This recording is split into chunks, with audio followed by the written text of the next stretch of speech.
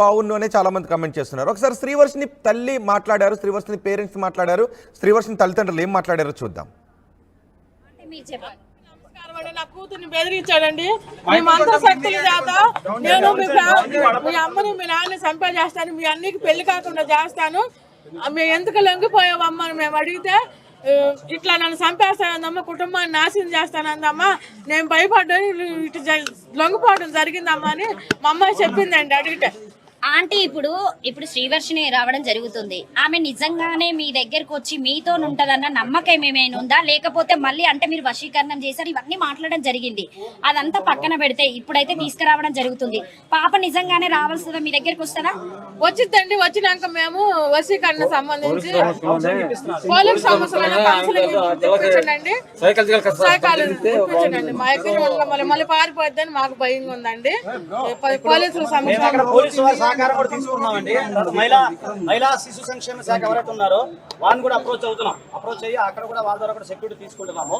ఇదే కాకుండా మానసిక స్థితి బాగాలేదని చెప్పి మొన్న ట్రీట్మెంట్ అయింది.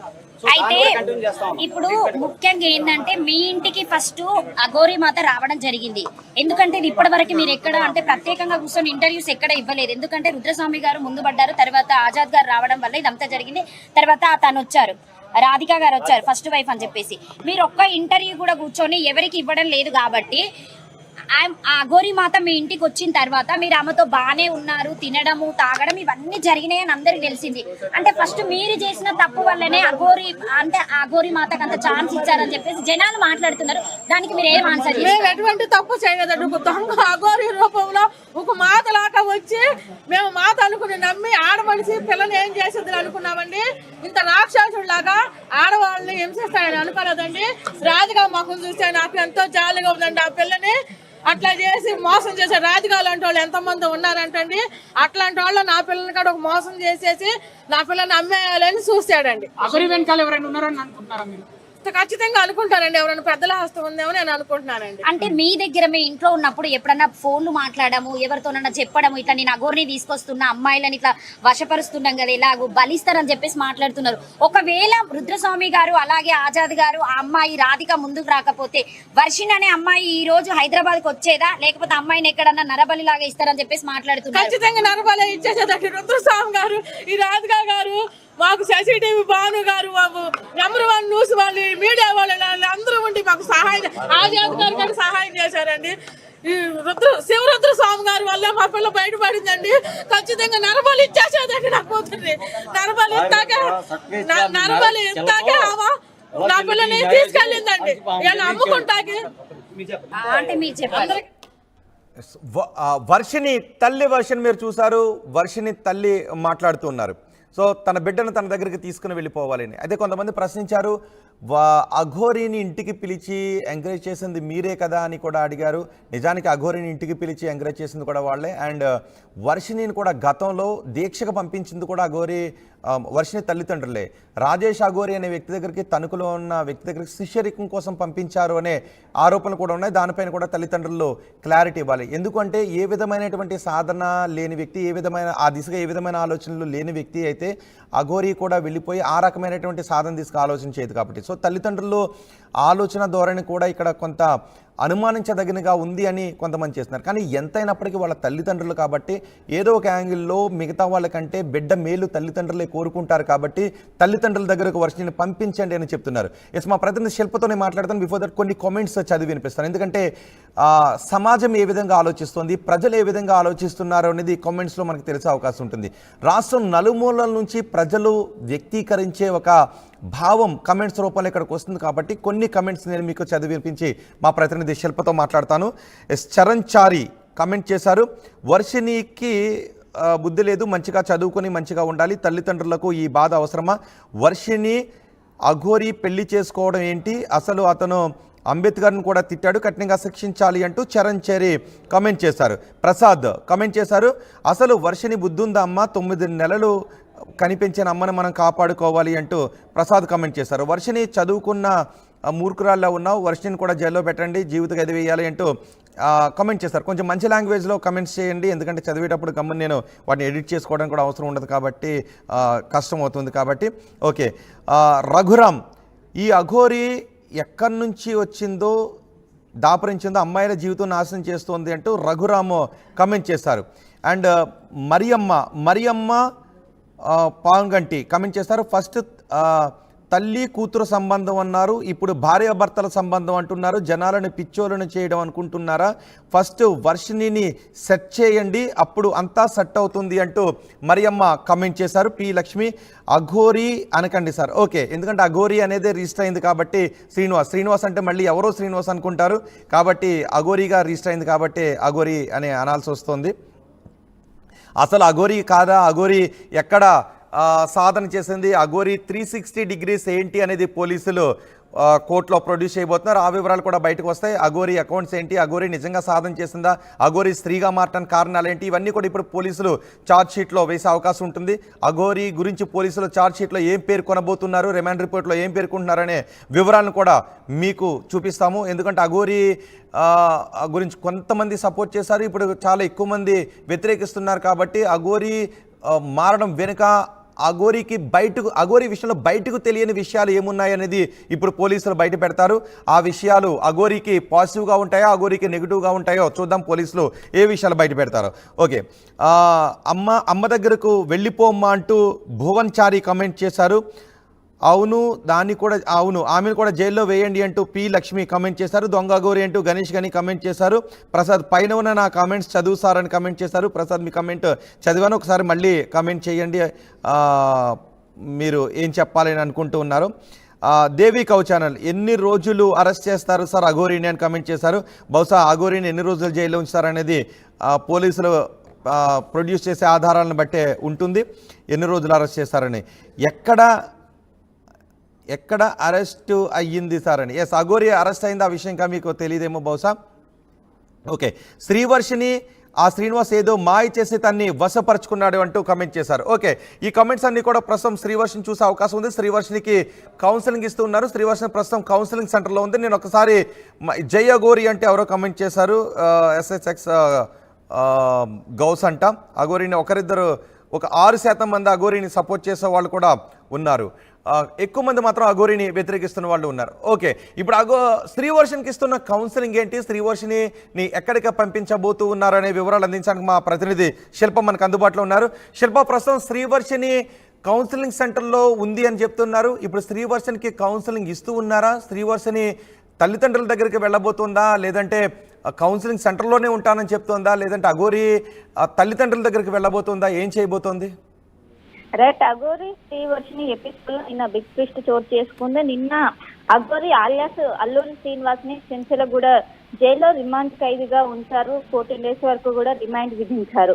అనంతరం ఒకవైపు శ్రీవర్షిని పోలీసులు అదుపులోకి తీసుకున్నారు. వాళ్ళ పేరెంట్స్ కి అప్పచెప్పే ప్రయత్నం చేశారు. కానీ వర్షిని మాత్రం నేను పేరెంట్స్ దగ్గరికి వెళ్ళను, నేను నా భర్త దగ్గరికి వెళ్తానంటూ కూడా పోలీస్ స్టేషన్ లో హంగామా చేసింది. ఇంకోవైపు అఘోరి కూడా మొదట తరలించినటువంటి సంగారెడ్డి కంది సబ్ జైల్లో వర్షిని నా దగ్గరికి రావాలి, నా దగ్గరికి వచ్చినాక నేను లోపలికి వెళ్తా అంటే అక్కడ అఘోరి హల్చల్ చేస్తే ఇక్కడ శ్రీవర్షిని శేఖర్పల్లి పిఎస్సి పోలీస్ అదుపులో ఉన్నటువంటి శ్రీవర్షిని కూడా ఒకవైపు హల్చల్ చేసింది.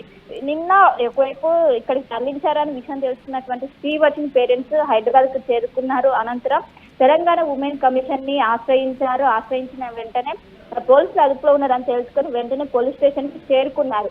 కానీ ఒకవైపు వర్షినితో మాట్లాడదామని అన్ని విధాలుగా ప్రయత్నించినప్పటికీ ఎట్టి పరిస్థితుల్లోనూ అట్లీస్ట్ మాట్లాడడం కాదు, వాళ్ళ మొహం కూడా చూడలేదు. అంటే ఒకవైపు వర్షిని మైండ్ ఏ విధంగా ఉందో అర్థం చేసుకోవచ్చు. ముఖ్యంగా పోలీసులు చాలా విధాలుగా నచ్చ చెప్పారు.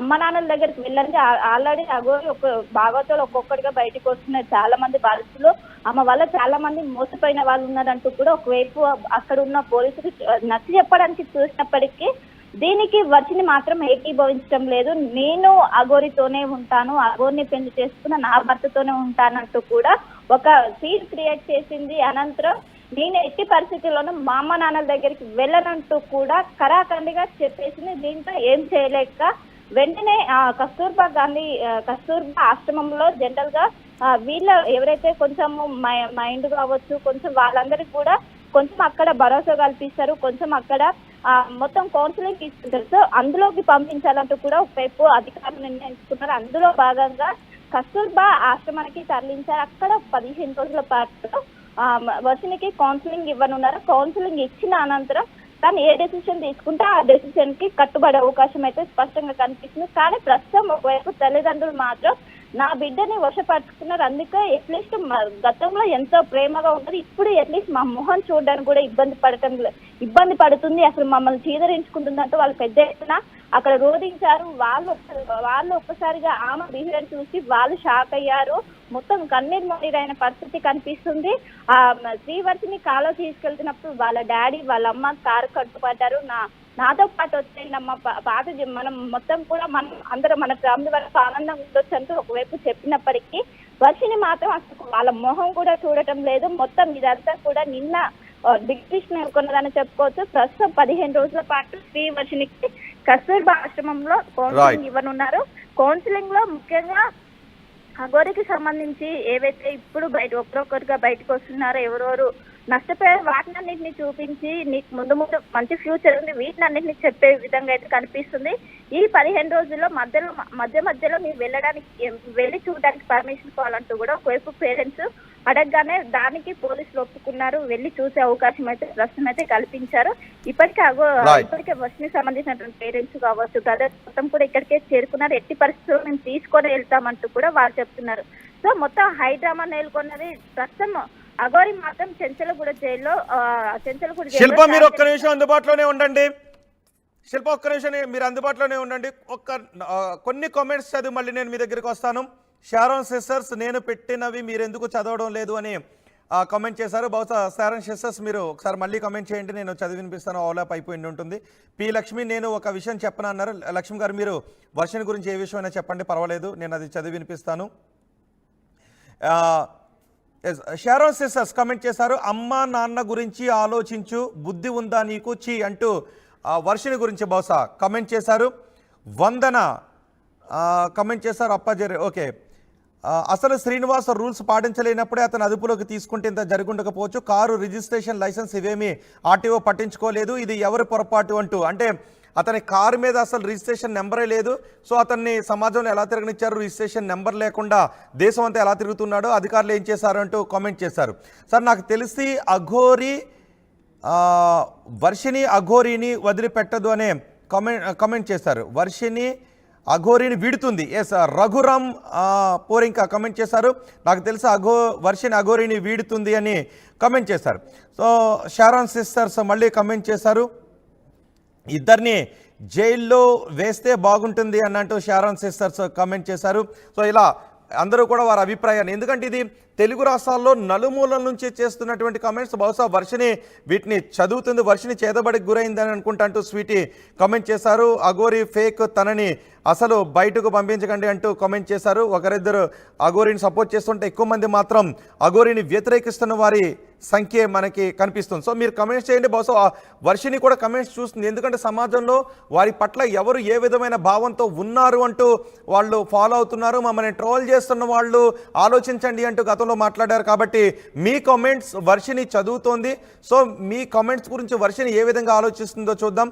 కాబట్టి మీ అభిప్రాయాన్ని కామెంట్ బాక్స్లో తెలియచేయండి. మీరు వర్షిని పేరెంట్స్ దగ్గరికి వెళ్ళిపోవాలనుకుంటూ ఉన్నారా, లేదంటే తను స్వతంత్ర జీవితాన్ని గడపాలని అనుకుంటూ ఉన్నారా, అఘోరి జైలు నుంచి విడుదలయ్యేంత వరకు ఎదురు చూడాలని అనుకుంటూ ఉన్నారా, అఘోరి తల్లిదండ్రుల దగ్గరికే వర్షిని వెళ్ళిపోతానంటూ ఉంది, అది సరైన నిర్ణయం అని మీరు అనుకుంటూ ఉన్నారా?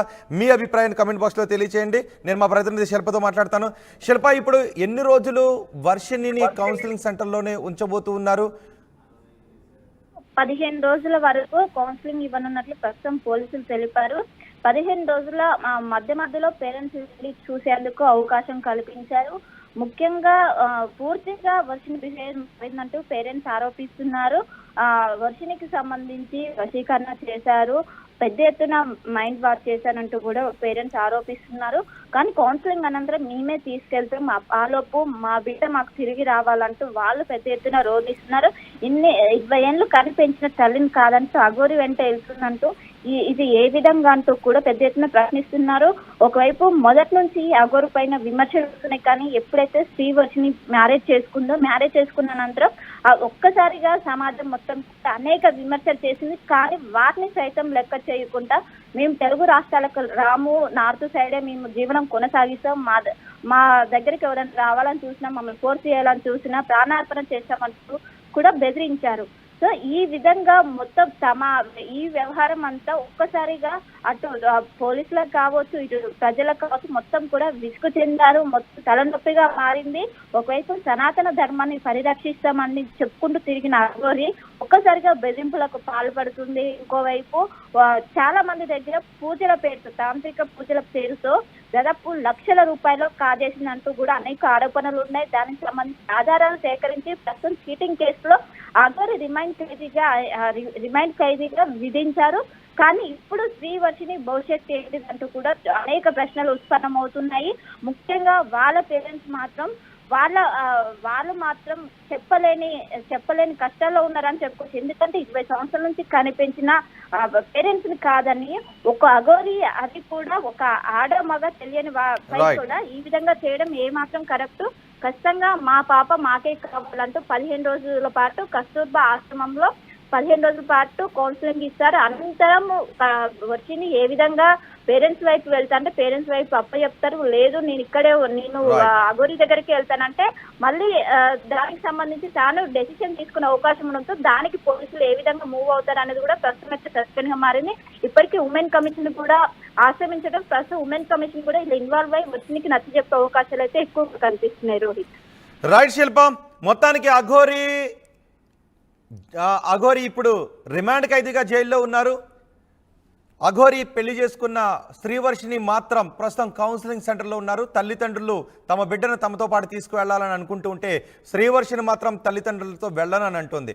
అయితే తన బావ అంటే అఘోరి, అయితే తన బావతో జైల్లో ఉంటాను, లేదు అంటే అత్తమామల దగ్గరికి వెళ్ళిపోతాను, అఘోరి తల్లిదండ్రుల దగ్గరికి వెళ్ళిపోతానని అంటోంది. కానీ సమాజము, పోలీసులు మాత్రం వర్షిని పట్ల ఏం కోరుకుంటున్నారంటే తల్లిదండ్రుల దగ్గరికి వెళ్ళమని కోరుకుంటున్నారు. మరి వర్షిని తల్లిదండ్రుల దగ్గరకు వెళ్ళను అని అంటోంది. అలా ఎందుకు అనుకుంటోందని మీరు అనుకుంటున్నారా? మీ అభిప్రాయాన్ని కామెంట్ బాక్స్లో తెలియచేయండి. పి లక్ష్మి అంటున్నారు, ఏమైనా చేసి వాళ్ళ ఇంటికి పంపించేయండి సార్, ప్లీజ్ వర్షినిని వాళ్ళ ఇంటికి పంపించేయండి అని పి లక్ష్మి కమెంట్ చేశారు. మరి కొన్ని కమెంట్స్ మీకు చదివి వినిపిస్తాను. ఏమైనా చేసి ఆమెను వాళ్ళ ఇంటికి పంపించండి అని అంటూ ఉన్నారు. వందన కమెంట్ చేశారు, అఘోరిని వర్షిని వదలలేదు, ఎందుకంటే అఘోరి వర్షిని మనసును అఘోరి పూర్తిగా తన వైపు లాగేసుకున్నాడు, అంటే తనను లైంగిక పరంగా మానసిక పరంగా బాగా బ్రెయిన్ వాష్ చేశాడని కమెంట్ చేశారు. అంజలి కమెంట్ చేశారు, ఎందుకు అఘోరిని టార్గెట్ చేస్తున్నారు, అఘోరి కన్నా పెద్ద తప్పులు చేసి మాయ మాటలు చెప్పి మోసం చేసే వాళ్ళు చాలామంది ఉన్నారు కదా, మరి ఎందుకు అఘోరిని టార్గెట్ చేస్తున్నారు అంటూ అంజలి కమెంట్ చేశారు. స్నేహ సరిత కమెంట్ చేస్తున్నారు, ఫేస్ టు ఫేస్ ఎక్కువసేపు స్పెండ్ చేయడం వల్ల, టాకింగ్ వల్ల వర్షిని అఘోరిని వదలలేకపోతుంది. అఘోరి ఏదైనా బ్యాడ్ చేశాడా, అఘోరి మంచివాడు కాదా అని తెలిసినప్పుడు మాత్రమే వర్షిని వచ్చాడు అంటూ కామెంట్ చేశారు. స్వీటీ, ఇంతకీ అఘోరి అబ్బాయా అమ్మాయా సార్ అంటూ, నిజమే కోర్టులో కూడా ఇదే డౌట్ నిన్న వెళ్ళిబుచ్చారు. ఇంతకీ అఘోరి అమ్మాయా అబ్బాయా అని.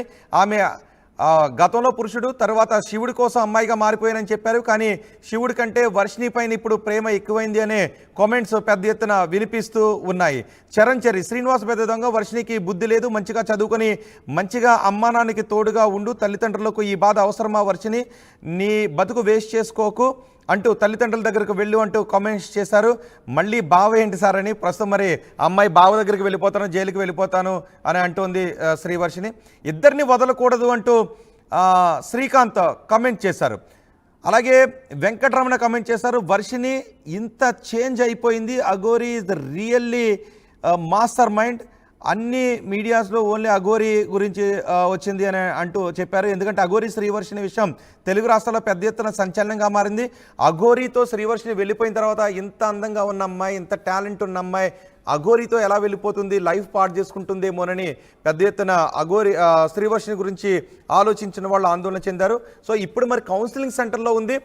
ఆ అఘోరి దగ్గరికే వెళ్ళిపోతానని అంటుంది. కౌన్సిలింగ్ తర్వాత శ్రీవర్షిని ఎటువంటి నిర్ణయం తీసుకుంటుందో మనం చూడాలి. కానీ ఎటువంటి నిర్ణయం తీసుకోవాలని మీరు అనుకుంటున్నారో మీ అభిప్రాయాన్ని కమెంట్ బాక్స్లో తెలియచేయండి. ప్రస్తుతానికి మాత్రం శ్రీవర్షిని మనసు మారడం లేదు, అఘోరితోనే వెళ్ళిపోతానని అంటోంది. తల్లిదండ్రులు శ్రీవర్షిని కోసం ఎదురు చూస్తూ ఉన్నారు. శ్రీవర్షిని మా ఇంటికి వచ్చేయమ్మా అని చెప్తున్నారు. కానీ తల్లిదండ్రుల దగ్గరికి వెళ్ళను అని అంటుంది. చూద్దాం 15 రోజుల కౌన్సిలింగ్ తర్వాత శ్రీవర్షిని ఎటువంటి నిర్ణయం తీసుకుంటుందో. అదే సమయంలో ఇప్పటికీ అఘోరి చెప్తోంది నేను ఎటువంటి తప్పు చేయలేదు, నేను ఎటువంటి మోసము చేయలేదు అని. మరి అఘోరి మోసం చేశాడు అనే సాక్ష్యాలను కోర్టు ముందు పోలీసులు ఏ విధంగా ప్రవేశపెడతారో చూద్దాం. సాక్ష్యాలను ప్రవేశపెట్టగలుగుతారా, లేదంటే సాక్ష్యాలు లేవు అని కేవలం ఆరోపణలు మాత్రమే ఉన్నాయి, సాక్ష్యాలు లేవు అనే విషయాన్ని కోర్టు ముందు తెలియజేస్తారా? ఛార్జ్షీట్లో ఎటువంటి విషయాలు పోలీసులు పేర్కొంటారు? అసలు అఘోరి ఫేక్ అని తేలుస్తారా, లేదంటే అఘోరి నిజంగానే సాధన చేస్తున్నాడు అనే విషయాన్ని పోలీసులు తెలుస్తారా? అఘోరి మోసం చేశాడు అనే విషయాన్ని పోలీసులు తెలుస్తారా? అఘోరి ఎవరిని మోసం చేయలేదు అనే విషయాన్ని పోలీసులు ఛార్జ్షీట్లో తేల్చబోతున్నారా? ఈ లీగల్ ఫైట్లో ఏం జరగబోతోంది, అఘోరి విషయంలో ఏం జరగబోతుంది, శ్రీవర్షిని విషయంలో ఏం జరగబోతుంది చూద్దాం. మీ అభిప్రాయాన్ని కమెంట్ బాక్స్లో తెలియచేయండి.